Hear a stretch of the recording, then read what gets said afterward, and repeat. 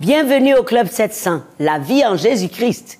Je vous exhorte à demeurer confiant en Dieu et je proclame la santé divine dans votre corps par les meurtrissures de Jésus-Christ. Salut, pasteur. Bonjour, Massi, et salutations à tous nos amis.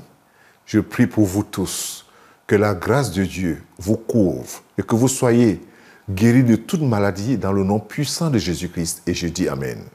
Maintenant, voici le témoignage de Kevin.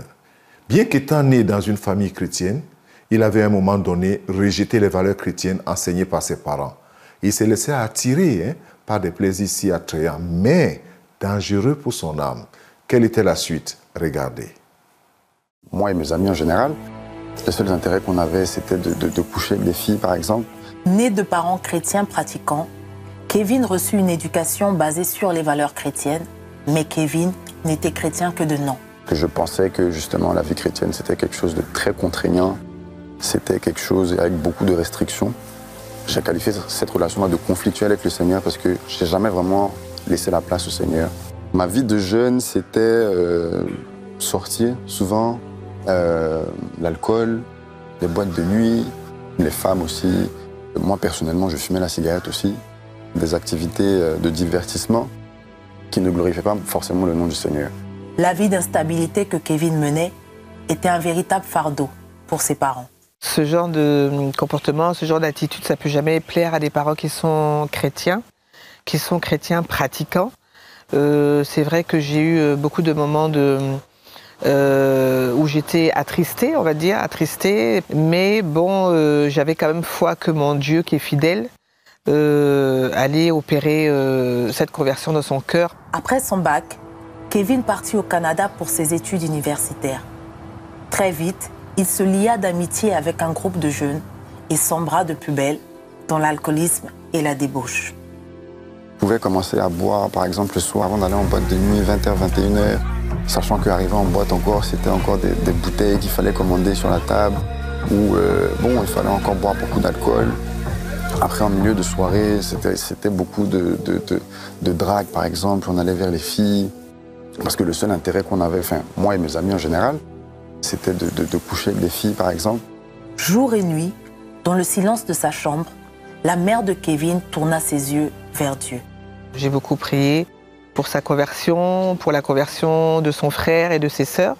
Parce que Kevin, elle est née d'une fratrie de 4 enfants. Donc pour moi, c'était important que Kevin puisse être en quelque sorte la locomotive. Au moment où il s'apprêtait à obtenir la résidence permanente, Kevin fit face au refus de l'État canadien et fut contraint à rentrer en Côte d'Ivoire. Je savais au fond de moi que c'était le Seigneur qui avait fait en sorte que cette demande-là soit refusée parce que concrètement, il n'y avait pas de raison que cette demande-là soit refusée. Il a fermé les portes pour m'attirer ici, pour que je puisse me reconnecter à lui. J'ai même dit à mes parents, je dis, ne vous inquiétez pas parce que je sais qu'il y a la main du Seigneur derrière ça. Lorsqu'il est rentré, il m'a lui-même dit, maman, tu sais, je rentre, mais pour moi, ce sera un grand changement. Je n'ai pas su véritablement ce à quoi il faisait allusion quand il le disait, mais je pense qu'il avait cette profonde conviction en lui, le Seigneur avait mis quelque chose en lui. Et je lui ai dit, pendant ces 8 ans, tu n'as pas fréquenté d'église de manière assidue. Maintenant, tu es revenu, je crois que tu vas reprendre le chemin de l'église. Le premier jour où Kevin remit pied à l'église, le pasteur donna une parole de connaissance à sa mère. Il s'est adressé à moi en disant, Marielle, le Seigneur a entendu tes prières, il a vu tes pleurs. Il me charge de te dire aujourd'hui que chacun de tes enfants va se convertir, chacun de tes enfants va servir le Seigneur. Ça va se passer beaucoup plus tôt que tu ne le crois. Et j'avoue que quand il a eu cette parole de connaissance, j'étais un peu dubitative. Mais après, je me suis ressaisie, je me suis dit, mais de toute façon, avec le Seigneur, rien n'est impossible. Et comme le dit la parole de Dieu, lorsqu'une prophétie tarde, attends-la, car elle s'accomplira certainement. Une nuit, plongé dans un profond sommeil, Kevin fit un rêve bouleversant qui annonçait le retour du Seigneur. Je me suis mis à courir. Je me suis mis à courir pour aller alerter les gens en leur disant Jésus revient, repentez-vous. Et pendant que j'annonçais ça aux gens, je me souvenais que moi-même, j'avais péché la veille. Donc je me suis arrêté d'alerter les gens, je me suis mis à genoux, je me suis mis à prier. Je commençais à demander pardon. Seigneur, pardonne-moi. Je commençais à me repentir parce que je sais que si tu es vraiment en train de revenir maintenant, je ne suis pas digne de repartir avec toi. C'est pas sûr que je reparte avec toi. Et là, j'ai aperçu vraiment un grand faisceau lumineux, une lumière très très éblouissante, quelque chose que j'avais jamais vu. C'est comme si le ciel s'était ouvert en deux, la lumière se déplaçait de maison en maison. Et sur chaque maison sur laquelle elle passait, c'est comme s'il y avait une fiche qui apparaissait devant la maison avec le nom de certaines personnes qui avaient été sélectionnées, qui avaient été enlevées pour le coup. Je me disais, Seigneur, quand cette lumière va arriver sur ma maison, s'il te plaît, je veux que mon nom apparaisse sur la liste. Et c'était très très effrayant, j'étais stressé comme pas possible, c'était affolant en fait. Et après cette scène-là, donc je commence à monter les escaliers et j'aperçois effectivement ma mère et mon petit frère. Et je regarde un peu plus loin sur ma droite, je vois d'autres personnes qui sont arrêtées sur le côté et j'essaie de les interpeller. Sauf que les personnes ne m'entendent pas.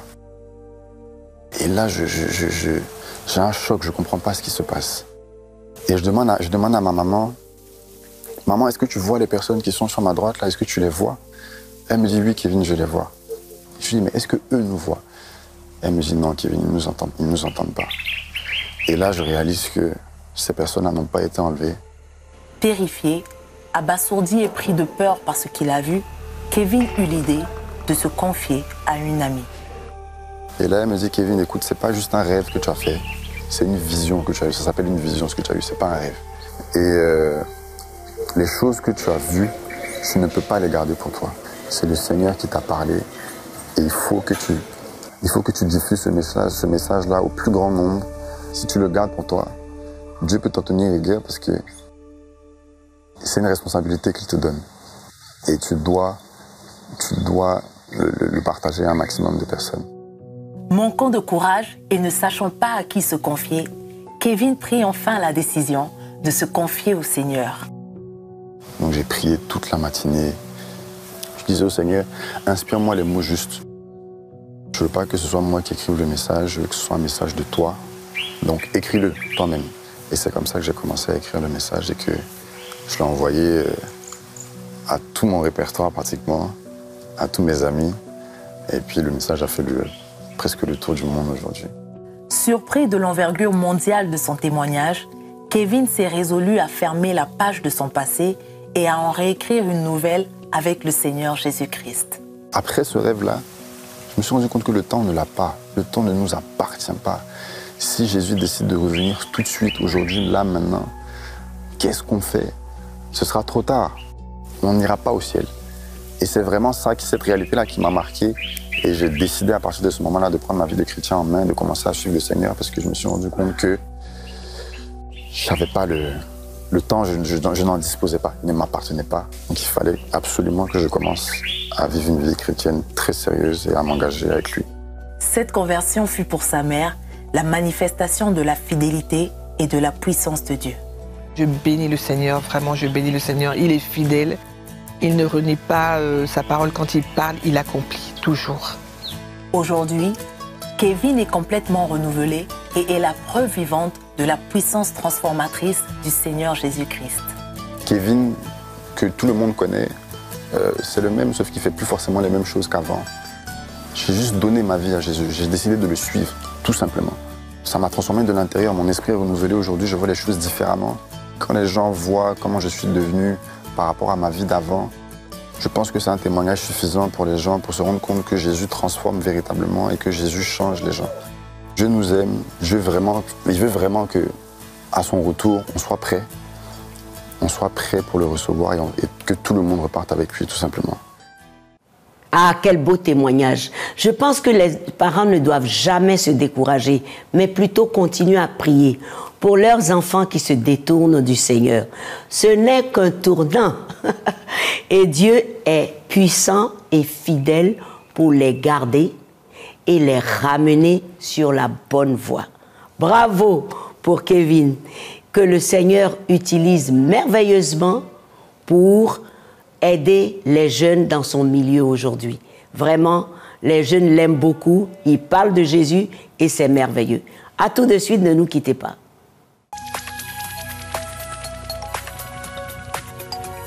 Si vous avez des questions spirituelles, des besoins de prière ou même si vous avez besoin de conseils, n'hésitez pas à nous contacter aujourd'hui au numéro suivant. Nos conseillers sont là pour vous aider. N'oubliez pas, nous sommes là pour vous.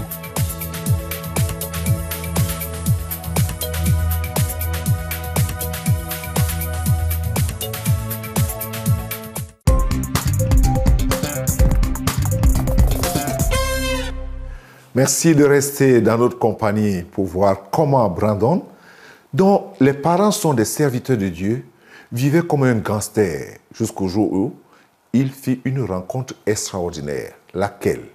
Suivez. Je n'ai jamais ressenti l'amour de mon père. La façon dont il me traitait, la façon dont il me parlait me donnait l'impression d'être sans valeur. Brandon Chisholm a grandi dans un foyer très perturbé. Ses parents faisaient sans cesse la fête et son père le battait. Il se tourna vers la rue en quête d'acceptation. Je cherchais de l'amour et un endroit où être accepté dans la vie de gang. Et puis, vous savez, bien sûr, ça mène à l'herbe. Et à 12 ans, je sniffais déjà de la poudre et je prenais de l'acide. Ensuite, ça a fait boule de neige. Brandon dit qu'il s'épanouissait dans la vie de gang, mais il continuait à chercher l'amour lorsqu'il rencontra Tera. Il était fou de moi, et c'était le gars le plus gentil que j'ai jamais rencontré dans ma vie. Elle était ma grâce salvatrice et ma lumière. Vous savez, je suis tombé fou amoureux d'elle. Il était bien jusqu'à ce que je tombe enceinte. Ensuite, ma vie s'est arrêtée et pas la sienne. Et c'est là que le vrai conflit a commencé. Je continuais à faire la fête. Nous avions un enfant. J'avais 15 ans quand nous avons eu notre première fille. Et je n'ai absolument pas ralenti ma vie. La vie que Brandon menait avec le gang fit de lui un dealer violent, avec un sentiment de fierté illusoire. J'avais l'impression d'être Scarface. Je portais tout le temps 4 pistolets sur moi. J'avais aussi des armes dans le véhicule que je conduisais. Je voulais être un tueur ou un caïd. Et là, je vendais toute cette drogue. J'avais les poches pleines d'argent. Des armes, des véhicules, des motos, tout ce que je voulais. De l'électronique aussi. Alors je me suis vraiment dit que c'est ce que je voulais. Je voulais que ma vie soit toujours comme ça. Pendant ce temps, Tera était à la maison avec leur fille, espérant qu'il changerait. Au fil des années, j'ai espéré que tout changerait et qu'il irait mieux. Parce que ça arrivait. Parfois, il allait mieux juste assez longtemps pour qu'on aille tous mieux. Puis il recommençait à faire n'importe quoi. Brandon fit de nombreux allers-retours en prison. Mais il risqua une lourde peine de prison pour un délit lié aux armes. Il dit que c'est à ce moment-là qu'il entendit Dieu. J'étais en train de m'apitoyer sur mon sort, me demandant ce que je faisais de ma vie. J'ai entendu un murmure, et ça ne faisait pas l'ombre d'un doute que c'était le Seigneur. J'ai senti qu'il m'entourait d'amour et de réconfort à ce moment-là. Il a dit « Vas-tu à gauche ou à droite ? Parce que là, il est temps. Si tu ne me sers pas, je vais te laisser partir. Je vais te laisser faire ce que tu veux faire. » Je savais où ça me mènerait, alors j'ai dit « Seigneur, me voici. Je veux te servir. » Il m'a dit qu'il avait entendu la voix de Dieu, et honnêtement, au point où il en était dans sa vie, je n'essayais même pas de savoir s'il avait entendu la voix de Dieu ou non. J'ai juste dit « Dieu peut s'occuper de toi. » Miraculeusement, l'accusation fut rejetée par le tribunal et Brandon obtint 6 mois de probation sans surveillance. Il dit qu'il sentit une passion pour le Seigneur qui le conduisit dans une église. J'étais près de l'autel, et j'ai juste levé les mains pour inviter Dieu à entrer. Alors tout le monde, même ma femme, a mis les mains sur ma tête pour prier pour moi. J'avais pris un nouveau chemin, et depuis lors, j'y suis resté. La grâce et la miséricorde de Dieu m'ont tout simplement époustouflé. Dieu le délivra de la drogue et de l'alcool et restaura son mariage et sa famille. Aujourd'hui, Brandon et Tera suivent Jésus et désirent enseigner leur foi aux autres. Vous pouvez trouver l'espoir en Jésus-Christ Tout-Puissant. Parce que vous savez, il suffit de creuser dans la Bible. Vous devez apprendre à le connaître. La seule façon de le connaître, c'est d'étudier la parole de Dieu. Elle est vivante, elle respire, elle a été vérifiée, elle a été testée, elle a été donc approuvée. Oui, Dieu est espoir. Dieu est espoir. Dieu est amour. Dieu est rédempteur. Dieu est fidèle par-dessus tout. Il est fidèle. Quand on étudie la parole de Dieu, on voit tout ce qui nous a été donné, tout ce que nous héritons, et à quel point il nous aime. Il s'est manifesté dans la chair pour venir mourir pour nous, afin que nous puissions vivre. Oui, il y a de l'espoir pour tout le monde. Il n'y a personne qui ait été trop mauvais, qui ait causé trop de tort ou qui ait fait trop de mal aux gens. Dieu nous débarrasse de tout cela en un instant. Maintenant, nous œuvrons ensemble dans le ministère. Nous prions pour les gens, nous allons dans la communauté et nous servons des repas aux sans-abri dans les centres d'accueil. Nous faisons tout ça ensemble en tant que couple, au lieu de nous faire du mal l'un l'autre. Si vous m'aviez dit ça il y a 23 ans, je vous aurais probablement traité de fou. Mais j'ai vu que Dieu peut tout faire. On ne peut pas l'enfermer dans une boîte. Il n'y a rien qu'il ne puisse faire, qu'il ne puisse réparer, qu'il ne puisse restaurer. Il m'a touché, il m'a changé, il a changé toute notre famille. Les enfants le voient, tout est différent. La vie dans la rue, avec la drogue, et à courir avec vos potes et vos gars en vous prenant pour des caïds. Alors qu'en fait, il n'y a qu'une seule personne après qui on peut courir. Et c'est Jésus-Christ. Je suis reconnaissant d'avoir même la chance de prononcer le nom de Jésus. Voilà pourquoi je suis reconnaissant.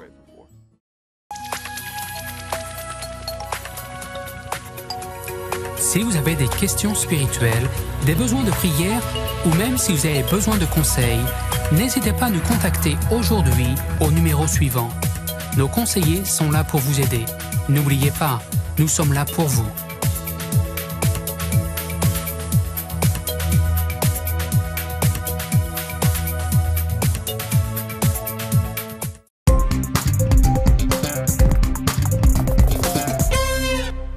C'est toujours une joie de vous retrouver au Club 700. Après ces témoignages, voici ce que nous allons apprendre de la parole de Dieu. Dans la vie, il y a deux choses qui définissent chacun de nous. La patience ou ton niveau de patience quand tu n'as rien. Ou encore ton attitude quand tu as tout. Quand la vie te sourit. Vous savez, et lutter seul face aux problèmes, sans se plaindre auprès de qui que ce soit, t'aide à mieux comprendre la vie et savoir apprécier les moindres points que tu fais. Si la richesse était le secret du bonheur, vous savez, les riches devraient danser dans les rues. Mais vous savez, seuls les enfants pauvres le font. C'est eux qui dansent dans les rues. Ce n'est pas les riches. Si le pouvoir garantissait la sécurité, les personnes importantes devraient marcher sans garde du corps. Mais c'est le contraire qu'on vit aujourd'hui. Vous êtes d'accord avec moi? Mais seuls ceux qui vivent humblement rêvent aussi tranquillement. L'autre chose, si la beauté et la renommée attiraient des relations idéales, les célébrités aujourd'hui dans la vie devaient avoir des meilleurs mariages. Tel n'est pas le cas. Ayez confiance en vous et vivez tout simplement et humblement. La Bible dit, on t'a fait connaître ô homme ce qui est bien. Et ce que l'Éternel demande de toi, c'est que tu pratiques la justice, que tu aimes la miséricorde et que humblement tu marches avec ton Dieu. Puis-je le répéter encore? Il est écrit dans Michée 6, verset 8. On t'a fait connaître ô homme ce qui est bien. Et ce que Dieu te demande, c'est que tu aimes la justice, que tu aimes la miséricorde et que humblement tu marches avec ton Dieu. Est-ce ton cas?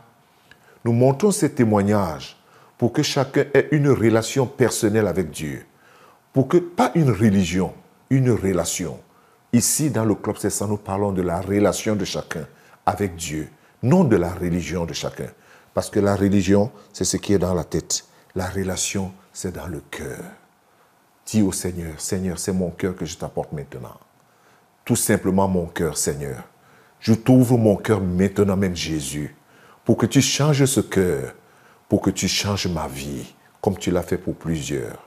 Et je te remercie, parce que sur cette croix, lorsque tu mourais, c'était pour moi, pécheur, comme pour plusieurs aussi.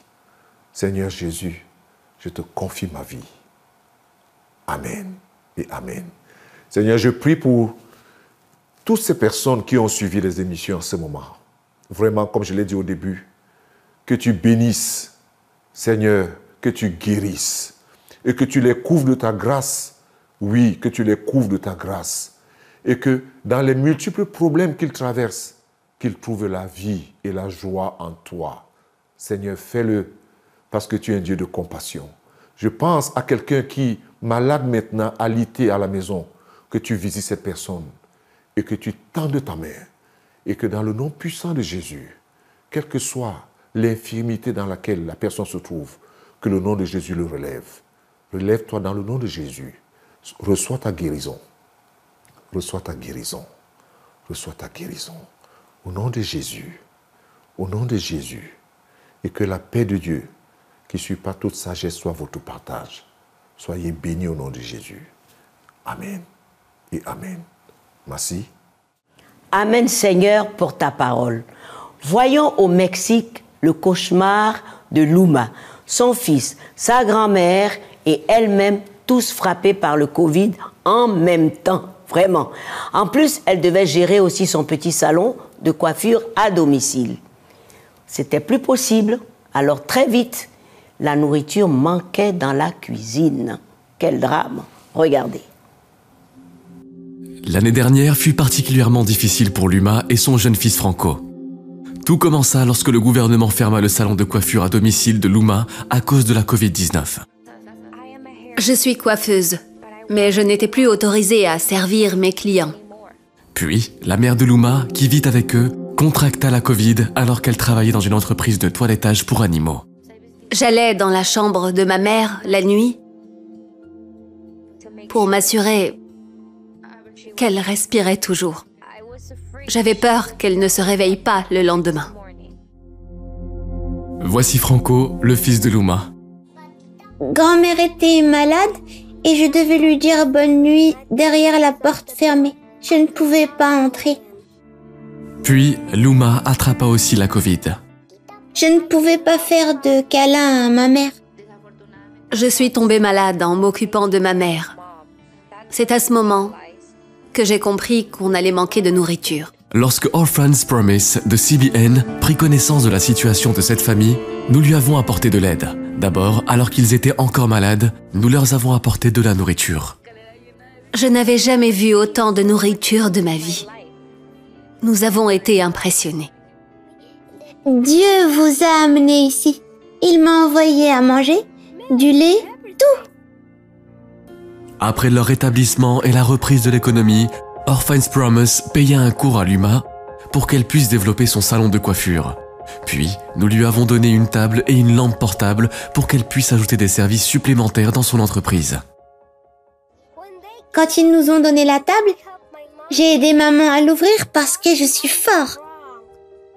Merci d'avoir rendu ma mère heureuse. J'ai beaucoup de clients maintenant. Je ne peux pas m'endormir sans d'abord remercier Dieu pour ce qu'il a fait pour nous par votre intermédiaire. Eh bien, grâce à vos dons, cette mère célibataire et sa grand-mère et son fils ont pu se nourrir et Opie a même réaménagé le salon de coiffure avec plus de matériel pour mieux travailler après la guérison. N'est-ce pas merveilleux ça? Eh bien les amis, maintenant nous allons aller aux questions-réponses avec le pasteur Raymond Kofi. Voici la première question. Est-ce qu'un homme spirituel peut redevenir charnel au point de retomber dans le péché jusqu'à perdre son salut ou son adoption? Merci pour la question.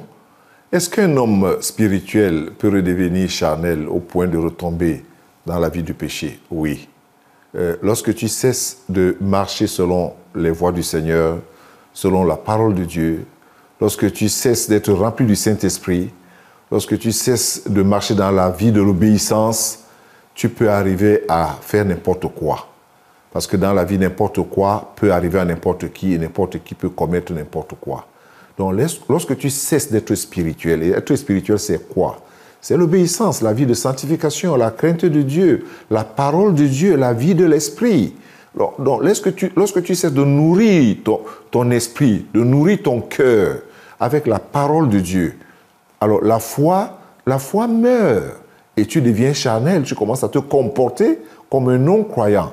Tu commences à te comporter comme, à la limite, même comme un animal. Le péché, tu n'en as plus peur puisqu'il n'y a plus la crainte de Dieu. Maintenant, arriver à perdre le salut et l'adoption, ça c'est une autre question. Et ça dépend. Je voudrais dire que ça dépend parce que il ne faut pas mélanger les deux. Un homme spirituel peut devenir charnel, comme je l'ai dit, lorsqu'il abandonne la marche de l'obéissance, lorsqu'il abandonne la parole de Dieu. Maintenant, est-ce qu'il va perdre son salut est-ce qu'il va perdre son adoption? Parce que quand on parle de salut, on parle d'adoption, on mélange les choses. Donc, il faut s'arrêter là. En ce qui concerne son salut, s'il renie Christ, c'est clair. Une fois que tu renies Jésus, tu abandonnes Jésus, tu te retires. La Bible dit, nous ne sommes pas de ceux qui se retirent pour se perdre, mais de ceux qui ont la foi pour sauver leur âme. Mais s'il se retire, Dieu dit, mon âme ne prend point plaisir. Mais ici, s'il tombe, parce que ici c'est au point de tomber, donc s'il tombe dans le péché, il peut revenir. Mais il a d'abord été charnel, c'est important. Donc c'est possible. Marchons dans l'obéissance. Merci, pasteur, pour ces réponses. Les amis, restez bénis. Cet épisode s'achève. N'hésitez surtout pas à nous contacter avec vos questions, vos requêtes de prière. Trouvez toutes les informations sur notre site ou les centres d'appel. Les numéros s'affichent et merci d'avance. Rendez-vous, même heure, même chaîne et soyez rassurés que vous aurez toutes les autres émissions du Club 700. Ne manquez pas en allant sur notre site, notre chaîne YouTube. Les séries de Superbook sont à votre disposition. Et les amis, n'oubliez jamais que Jésus-Christ vous aime. À très bientôt. Au revoir et soyez vraiment bénis.